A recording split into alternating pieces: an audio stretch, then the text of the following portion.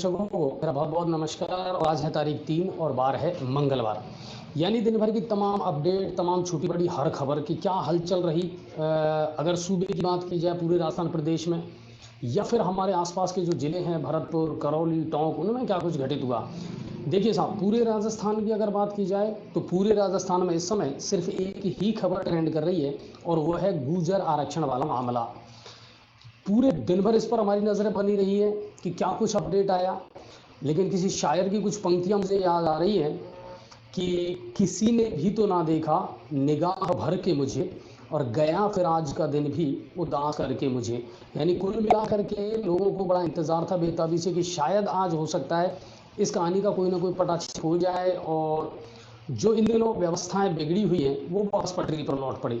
लेकिन सबसे बड़ी समस्या तो ये है कि अभी पटरी पर जमे हुए हैं गुर्जर समाज के लोग। यानी कि सीधी सी बात यह है कि अभी इस कहानी का कोई पटाक्षेप नहीं हुआ है। 4-5 दिन से लगातार इंटरनेट बंद हैं और आज राजस्थान सरकार के किसी भी नुमाइंदे ने गुर्जर समाज से जाकर के बात नहीं की पूरे दिन भर। लेकिन शाम होते होते आईपीएस नीरज के पवन रेलवे ट्रैक पर पहुंचे और बातचीत की है समाज के लोगों से। कर्नल बैंसला वहाँ मौजूद थे, उनके पुत्र विजय बैंसला भी वहाँ मौजूद थे, उनसे मुलाकात की और बहुत लंबे समय तक उनके बीच में चर्चा भी हुई।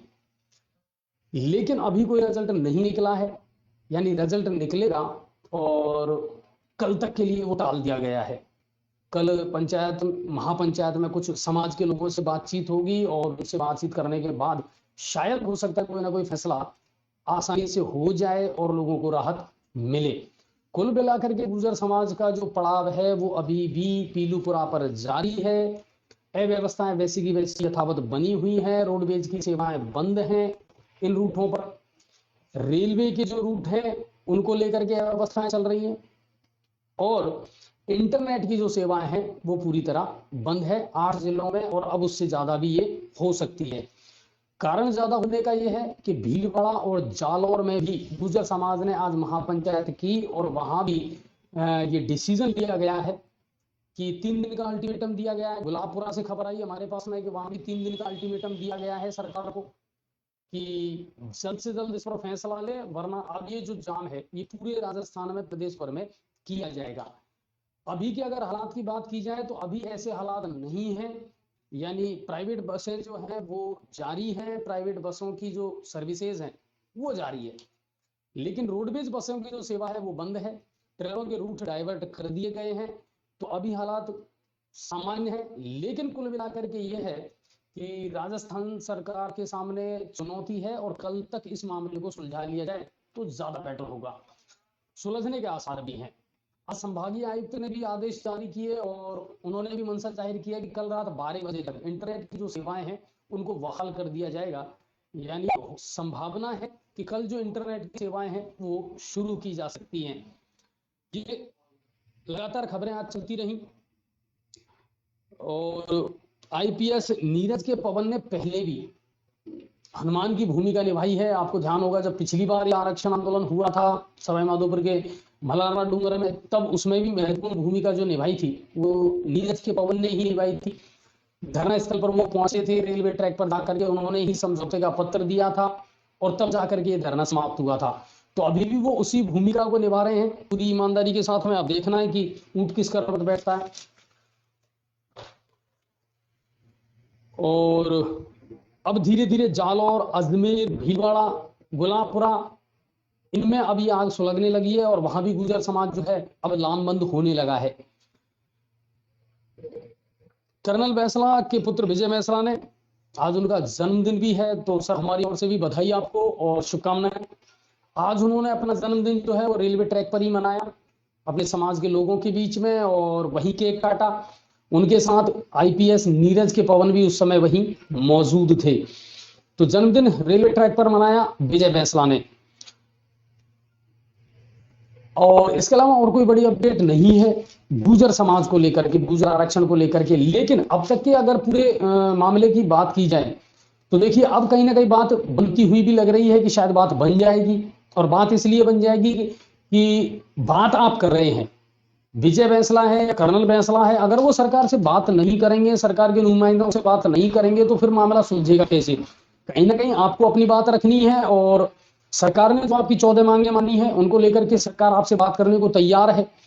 तो अगर आप एक जगह बैठ करके बातें करते हैं, समाज के बहुत सारे आज भी देखिए, जो 40 सदस्यीय दल वहां गया था, जिन्होंने सहमति जताई थी सरकार की मांगों पर, उनमें से ही 11 सदस्यों को चुन करके आज फिर कर्नल बैंसला के पास भेजा गया था, ताकि उनसे बातचीत हो सके और जो समझौते हुए हैं 14, उनको लेकर के बैंसला साहब का अगर कोई गलतफहमी है, उनके दिमाग में कोई संशय है, तो उसको दूर किया जा सके।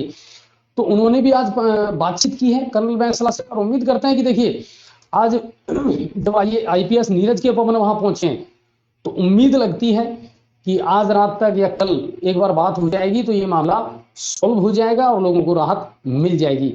बाकी अभी शांतिपूर्ण है, अभी कहीं भी ऐसी कोई घटना सुनने में नहीं आई है कि गुर्जर समाज ने कोई उपद्रव किया हो या किसी प्रकार की और कोई असामाजिकता दिखाई हो।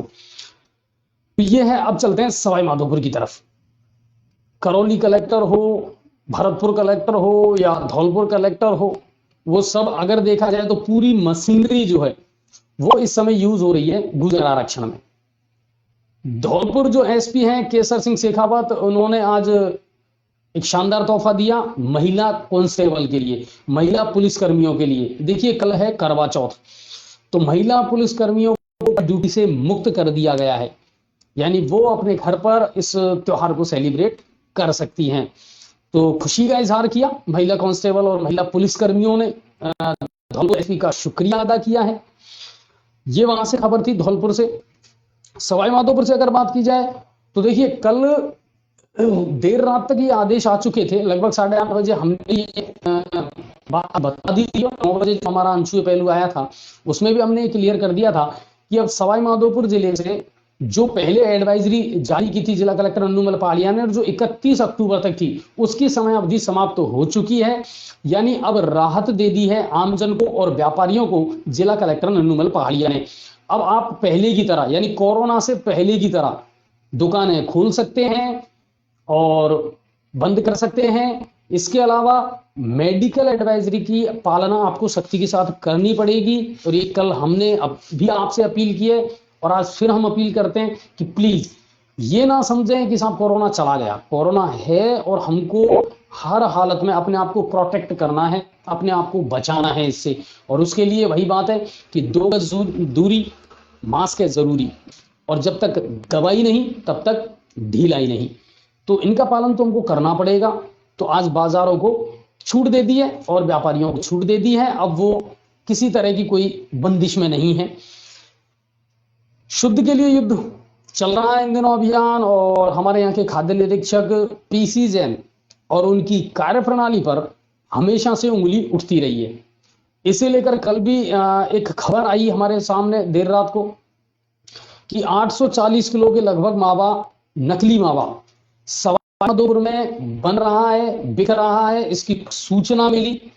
और जब आप लगातार काम कर रहे हैं इस क्षेत्र में और इसी काम को कर रहे हैं कि हमें मिलावटी चीज को पकड़ना है, तो फिर ये 840 मावा कहां से आया?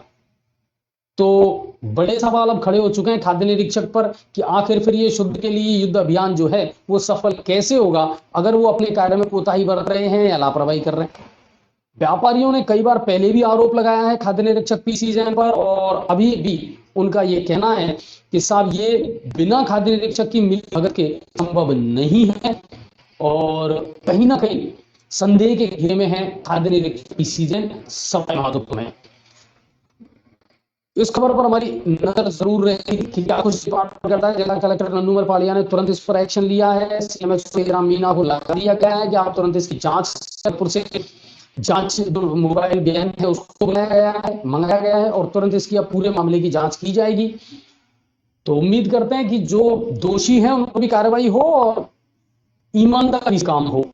जब आप कोई अभियान चला रहे हैं तो उसमें 100% अपना दें, ये उम्मीद करते हैं हम सरकार से। चलिए अब बढ़ते हैं अगली खबर की तरफ। आपको याद होगा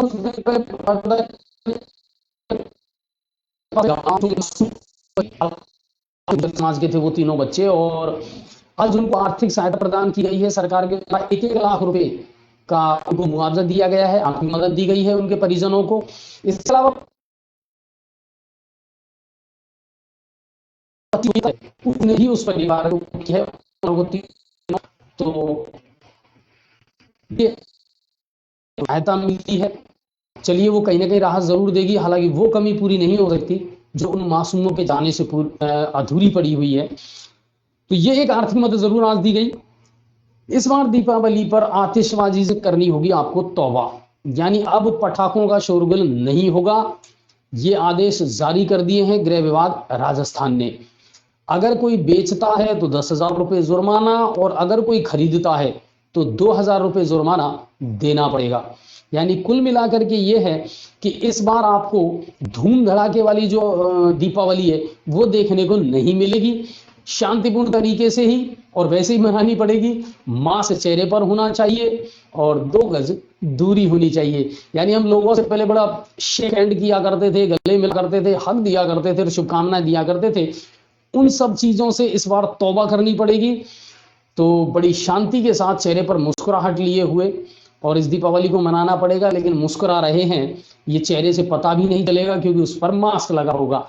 लेकिन दिल से मुस्कुराएं, खुशी के साथ मनाने का प्रयास करें और यही प्रार्थना करें कि जल्द से जल्द इस झंझट से मुक्ति मिले। ये जो कोरोना वाला दानव है इसका भी कहीं ना कहीं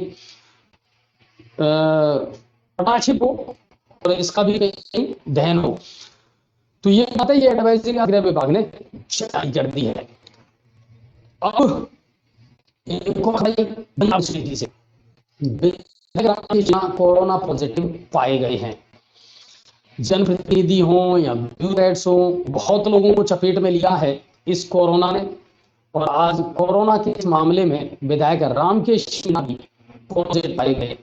खैर उम्मीद है सर जल्द से जल्द ठीक होकर वापस काम पर लौटेंगे और सब कुछ ठीक होगा और फिर जनता के बीच आप होंगे। अब बात करते हैं राज्यसभा सांसद डॉक्टर किरोड़ी लाल मीणा। जी हाँ, लगातार खबरों में इन दिनों दिख रहे होंगे कि किसी पुराने मामले को लेकर के उनकी सुनवाई अदालत में चल रही है, लगातार आ रहे हैं। कल भी दिन भर बहस चली थी और आज के लिए फैसला टाल दिया गया था।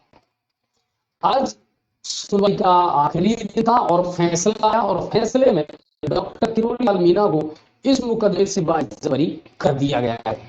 यानी वो इस झंझट से मुक्त हो चुके हैं। काफी लंबे टाइम मामला चल रहा था अदालत में और पाचना से जुड़ा हुआ ये मामला था। आज जी न्यूज पोर्टल की टीम ने संपर्क किया राज्यसभा सांसद डॉक्टर किरोड़ी लाल मीणा से और मैंने उनका लिया एक अच्छा खासा इंटरव्यू। और ये इंटरव्यू आपको बिल्कुल देखने को मिलेगा शनिवार को हमारे प्राइम टाइम शो में इस बार, क्योंकि अभी नेट की भी व्यवस्था नहीं है तो ज्यादा दर्शक देख नहीं पाएंगे। हम चाहते हैं ये ज्यादा से ज्यादा दर्शकों तक पहुंचे और लोग देखें इसको जरूर। बहुत सारे मुद्दों पर जी न्यूज पोर्टल ने आज उनसे बातचीत की और बड़ी बेबाकी से हर सवाल को हमने उनके सामने रखा और उन्होंने भी बेबाकी से हर सवाल का जवाब दिया। तो डॉक्टर किरोड़ी लाल मीणा के साथ एक खास मुलाकात इस शनिवार जरूर देखिएगा आप प्राइम टाइम शो में। तो ये है। अब बात करते हैं आज के बाजार की। आज हम बाजार में गए, बाजार का निरीक्षण किया और देखा क्या कुछ हुआ बाजार में। आज बाजार में बहुत कम भीड़ नजर आई और उसका कारण यह था कि कल जो गाइडलाइन थी वो देरी से लोगों तक पहुंच पाई थी, तो लोगों को आज पता ही नहीं था मार्केट खुला है या बंद है। तो इसलिए शायद बाजार में भीड़ गांवों से जो आने वाले लोग थे उनकी वजह से कम नजर आई। लेकिन कल है करवा चौथ, बड़ा त्योहार है महिलाओं का, दीपावली भी आ रही है, तो कुल मिलाकर के अच्छी खासी भीड़ इन दिनों बाजारों में देखने को मिल रही है। दूसरी बात यह आज से तो जो गाइडलाइन हटा दी, अब व्यापारी जो है वो भी थोड़े से फ्री कर दिए गए हैं अपनी दुकानों को खोलने के लिए। तो कल बाजार में अच्छी खासी भीड़ और हो सकती। हमारी प्रशासन से ये विनम्र प्रार्थना है कि कल कुछ अतिरिक्त सुरक्षा वहां पर की जाए। हालांकि होमगार्ड के जो जवान हैं वो भी उतने पर्याप्त मात्रा में नहीं लगाए गए हैं। पुलिस जो जवान हैं वो इन दिनों गुर्जर आरक्षण में ज्यादातर ड्यूटी लग चुकी है। तो इन सारी बातों को देखते हुए कहीं ना कहीं व्यवस्था करनी तो पड़ेगी प्रशासन को, क्योंकि कल से लेकर के और आने वाले समय तक यानी दीपावली तक अच्छी खासी भीड़ अब बाजारों में होगी। तो जेब कतरों की भी बल्ले बल्ले होने वाली है। तो इन सारी चीजों को ध्यान में रखते हुए कहीं ना कहीं प्रशासन को अतिरिक्त जो सुरक्षा व्यवस्था है बाजारों में वो करनी चाहिए। और लोगों से भी हमारी एक प्रार्थना है कि एक तो व्हीकल लेकर के आप बाजार में ना जाएं प्लीज।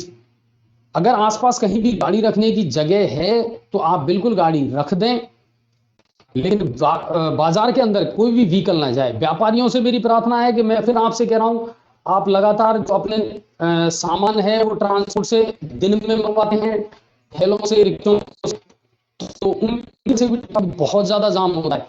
तो हमारी रिक्वेस्ट है आपसे कि ऐसा ना करें, और कोशिश करें कि आप सुबह जल्दी 10 बजे से पहले और शाम को आप 5 बाद इन सामानों को अगर मंगवाएं तो ज्यादा बेटर हो सकता है, और ये अच्छा विकल्प भी है।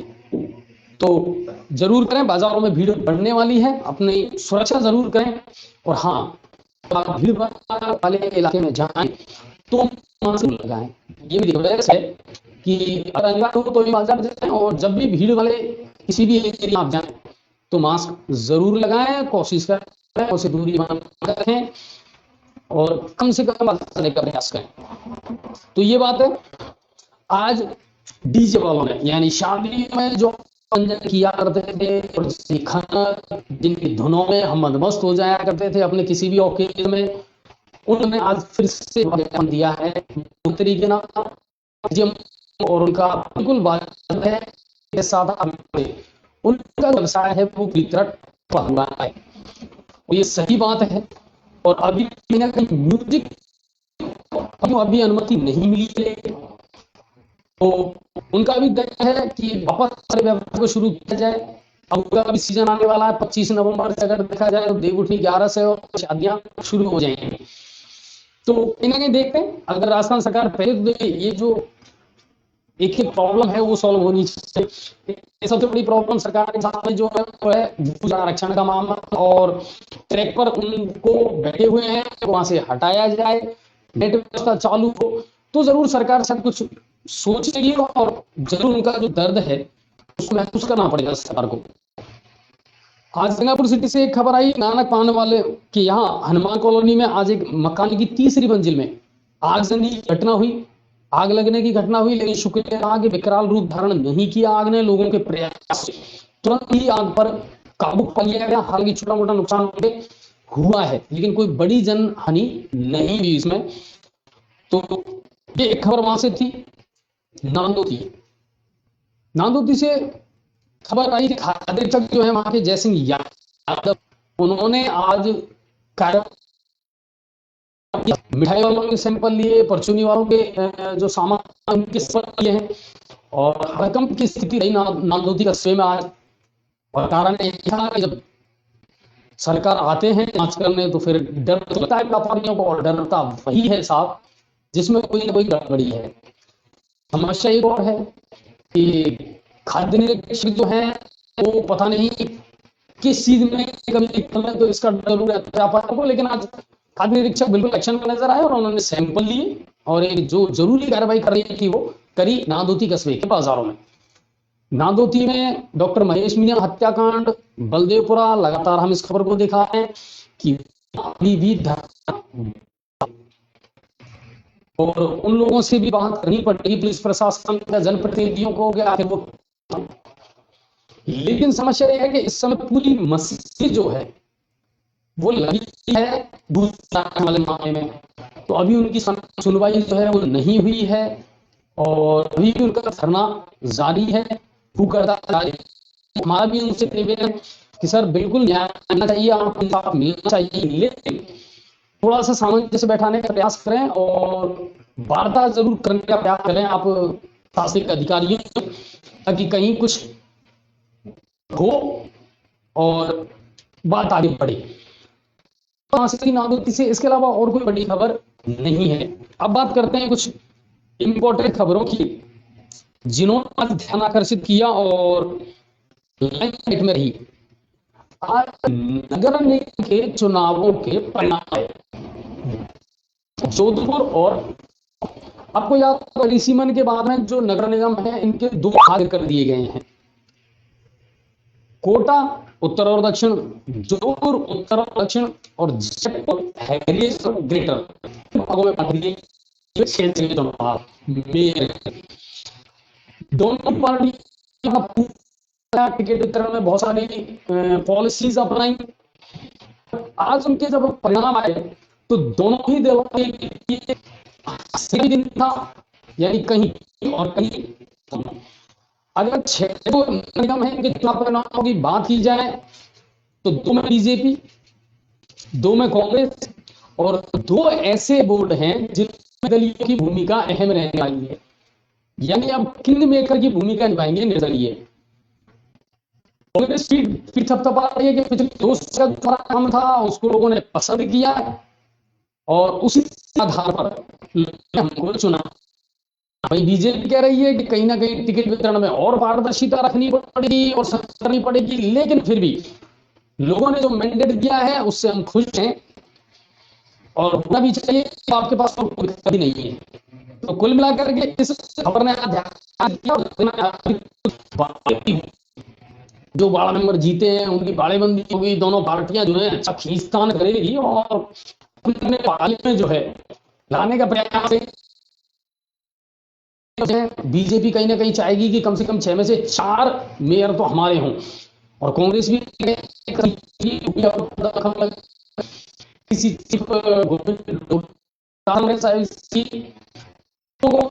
वाला मामला है। आज उससे करके बड़ी संस्था जो है भी अब हड़ताल जो पूरा बना लिया है कि साहब आप बार बार फीस के लिए प्राइवेट विद्यालयों को दबा रहे हैं। आप नहीं सोचिए पिछले 8 महीने से प्राइवेट विद्यालय कैसे काम चला रहे हैं, उनके अपने खर्चे हैं, उनके एम्प्लॉइज हैं, वो पूरी तरीके से हो चुके हैं। के बाद बहुत सारे ऐसे हैं जो अपने एम्प्लॉइज को नहीं दे पा। तो कुल मिलाकर के अब वो भी लामबंद हुए हैं, उन्होंने भी पूरी मजबूती रख दिया है। तो इसको लेकर भी मुश्किलें बढ़ेंगी साहब, तो इस पर भी निर्णय लेना पड़ेगा। सरकार ने 16 नवंबर तक स्कूल कॉलेज अभी बंद कर दिए हैं कि साहब अभी तो नहीं खोले जाएंगे। पहले आदेश था कि साहब 2 नवंबर से खुल जाएंगे 9वीं से और 12वीं तक के, लेकिन फिर मना कर दिया क्योंकि कोरोना का जो मामला है वो लगातार जारी तो है साहब, लगातार पेशेंट आ रहे हैं और मौतों का आंकड़ा जो है वो भी है। लेकिन पॉजिटिव बात ये है कि कहीं ना कहीं लग रहा है कि जो वो पीक टाइम है, यानी धीरे धीरे वो अब मामला नहीं है जिस तरह पहले इसने डराया था और पहले किया था लोगों को। हाँ, लोग सावधानी अगर बरत रहे हैं तो ये मामला था। और आज शिक्षा विभाग ने जारी कर दिया दीपावली का मध्यावधि अवकाश 7 नवंबर से लेकर के और 16 नवंबर तक। इस बार दीपावली का मध्यावधि अवकाश सरकारी विद्यालयों में रहेगा। प्राइवेट विद्यालय तो अभी भी वैसे नहीं चल रहे हैं, थोड़ी बहुत शुरुआत जरूर की थी लेकिन अब वापस वही है। कुछ त्योहार भी अब आ चुके हैं तो बच्चे भी उतना इंटरेस्ट नहीं ले रहे हैं अभी स्कूल जाने में। एजुकेशन सेक्टर जो है ना इस बार, उसके बारे में बहुत तेजी से विचार करना पड़ेगा। सेशन बहुत तेजी से जा रहा है, बच्चों की पढ़ाइयां नहीं चल पा रही है। ऑनलाइन अगर पढ़ाई की बात की जाए तो देखिए जब नेट ही बंद है तो वो भी अब प्रभावित हुई है, ऑनलाइन पढ़ाई भी तो वो भी नहीं हो पा रही है। 17 लाख से ज्यादा कांस्टेबल भर्ती परीक्षा होने वाली है राजस्थान में 6, 7 और 8 को। सरकार ने आदेश जारी किए हैं कि सुबह 9 बजे से लेकर के और शाम 5 बजे तक इंटरनेट सेवाएं इन बंद रखी जाएगी।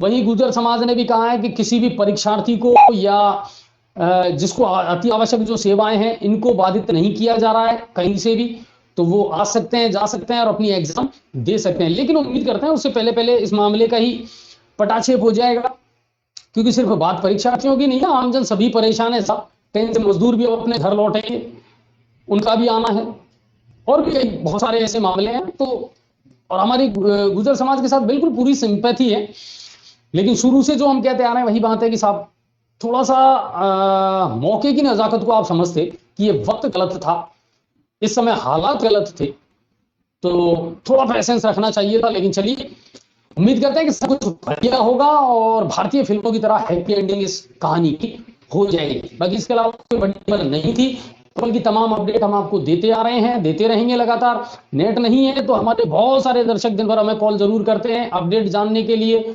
और बहुत सारे ऐसे रियल फैन भी हैं जो बड़ा दुखी महसूस कर रहे हैं, जिन्होंने कहा कि साहब मैंने तो अखबार ही बंद कर दिए थे या मैं और कहीं कोई न्यूज देखता ही नहीं हूं, मैं सिर्फ जी न्यूज पोर्टल पर डिपेंड था और अब जी न्यूज बंद हुआ है, या ये कहें कि जब से नेट बंद हुआ है और हमको जी न्यूज पोर्टल दिखना बंद हुआ है तब से पता नहीं साहब दिनचर्या बड़ा डामाडोल सी है। तो उनसे कहेंगे कि सर हम समझते हैं आपकी फीलिंग्स को और जल्द हम फिर आपके मोबाइल पर आकर के दस्तक देंगे और आपको गंगापुर की तमाम खबरें बताएंगे। जल्द से जल्द नेट की व्यवस्था जो है वो चालू हो जाएगी। लेकिन फिर भी हमारे जितने भी एपिसोड इन दिनों निकल रहे हैं उनको भी जरूर देखना आप कि स्टूडियो से किस तरह का हमारा एक्सपेरिमेंट रहा, क्या कुछ नया हुआ। बाकी और बहुत कुछ अच्छा होने वाला है। और खुश रहें, आबाद रहें, कोरोना की गाइडलाइन का पालन जरूर करें, मेरी रिक्वेस्ट है आप सभी से। बस बाकी हम कोरोना से